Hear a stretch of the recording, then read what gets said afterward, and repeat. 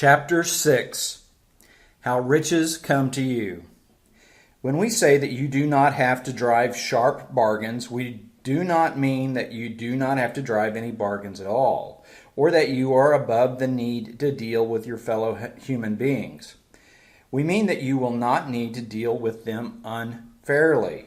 You do not have to get something for nothing, and you can give to every person more than you can take from them.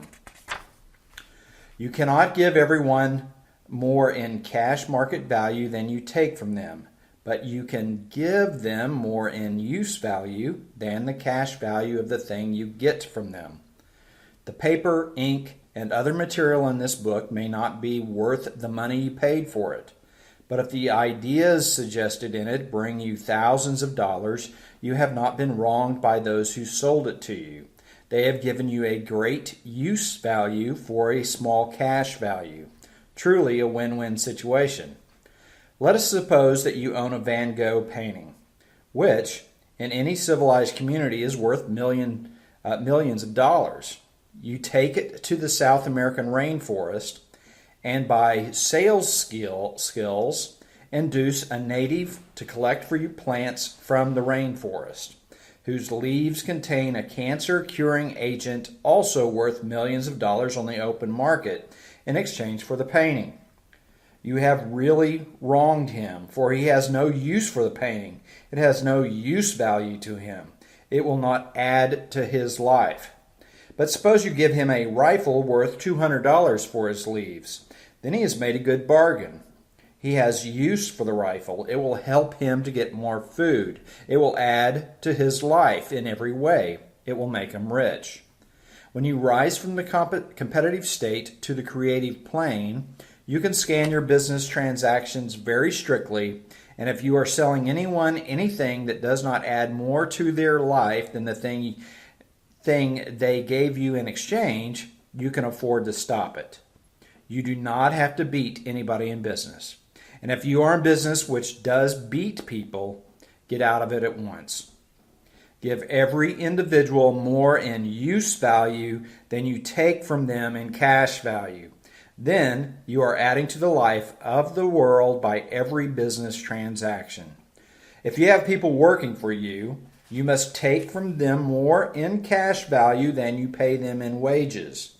And you can so organize your business that it will be filled with the principle of advancement, so that each employee who wishes to do so may advance a little every day. You can make your business do for your employees what this book is doing for you. You can so conduct your business that it will be a ladder by which every employee who will make the effort may climb to riches themselves. And finally, because you are to cause the creation of your riches from formless substance which permeates all your environment, it does not follow that they are to take shape from the atmosphere and come to being before your very eyes. If you want an automobile, for instance, we do not mean to tell you that you are to impress the thought of an ideal car on thinking substance until the driving machine is formed in the room where you sit or elsewhere. But if you want a car, hold the mental image of it with the most positive certainty that is being made or is on its way to you. After once forming the thought, have the most absolute and unquestioning faith that the car is coming. Never think of it or speak of it in any other way than as being sure to arrive.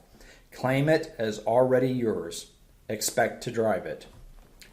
It is like ordering from a catalog. You don't continue to look in other catalogs to order the same item. You wait for it to arrive through the mail. The natural growth of thought changes from how to get it to how to use it. The car will be brought to you by the power of the supreme intelligence, acting upon the minds of others. If you live in Washington, it may be that a person will be brought from Michigan or Germany to engage in some transaction which will result in your getting what you want. If so, the whole matter will be as much to that person's advantage as it is to yours. Do not forget for a moment that the thinking substance is through all, in all, communicating with all, and can influence all. The desire of thinking substance for fuller life and better living has caused the creation of all the cars already made, and it can cause the creation of millions more, and will, whenever we set it in motion by desire and faith, and by acting in a certain way. You can certainly have an automobile in your driveway or garage. It is just as certain that you can have any other thing or things which you want and which you will use for the advancement of your own life and the lives of others. You need not hesitate about asking for large things. It is your Father's pleasure to give you the kingdom, said Jesus. Original substance wants to live all that is possible in you and wants you to have all that you can or will use for the living of the most abundant life. If you fix upon your consciousness the fact that the desire you feel for the possession of riches is one with the desire of omnipotence for more complete expression, your faith becomes invincible. Once there was a little boy sitting at a piano, vainly trying to bring harmony out of the keys. He appeared to be angry and frustrated by his inability to play real music. When asked the cause of his vexation, he answered, "I can feel the music in me, but I can't make my hands go right." The music in him was the urge of original substance, containing all the possibilities of all life that there is of music, was seeking expression through the child. God, the one substance, is trying to live and do and enjoy things through humanity.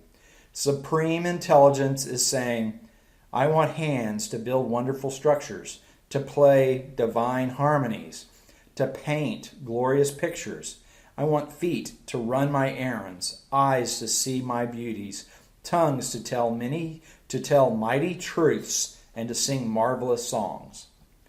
All that there is of possibility is seeking expression through us. God wants those who can play music to have pianos and every other instrument, and to have the means to cultivate their talents to the fullest extent. Higher intelligence wants those who can appreciate beauty to be able to surround themselves with beautiful things. The All wants those who can discern truth to have every opportunity to travel and observe. God wants those who can appreciate dress to be beautifully clothed, and those who can appreciate good food to be lavishly fed. The Supreme Source wants all these things because it is the Source who enjoys and appreciates them. It is God who wants to play and sing and enjoy beauty and proclaim truth and wear fine clothes and eat good foods. It is God that works in you to will and to do, said St. Paul. The desire you feel for riches is the infinite, seeking to express itself in you as it sought to find expression in the little boy at the piano. So you need not hesitate to ask largely. Your part is to focus and express the desires of the infinite.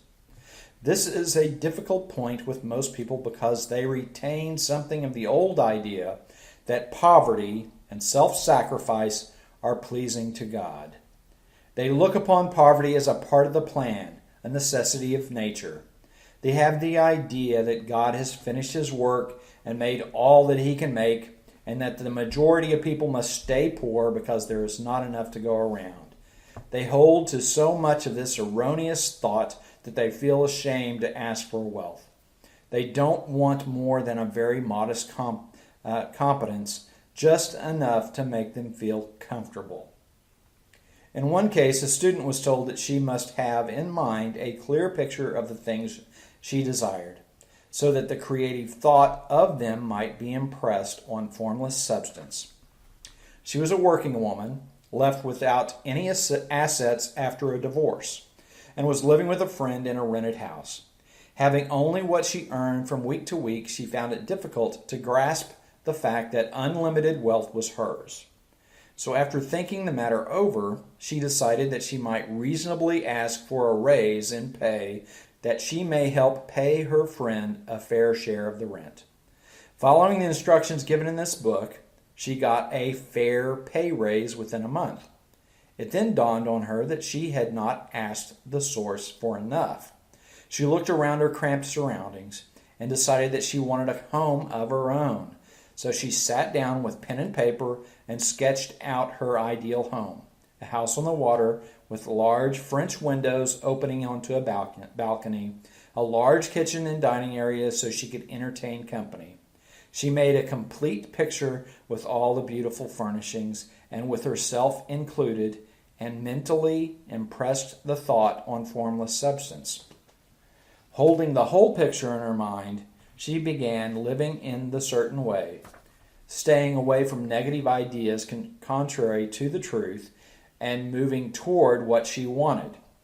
After less than 1 year, she now owns the house, after evolving out of her low-paying job and into a high-salaried position.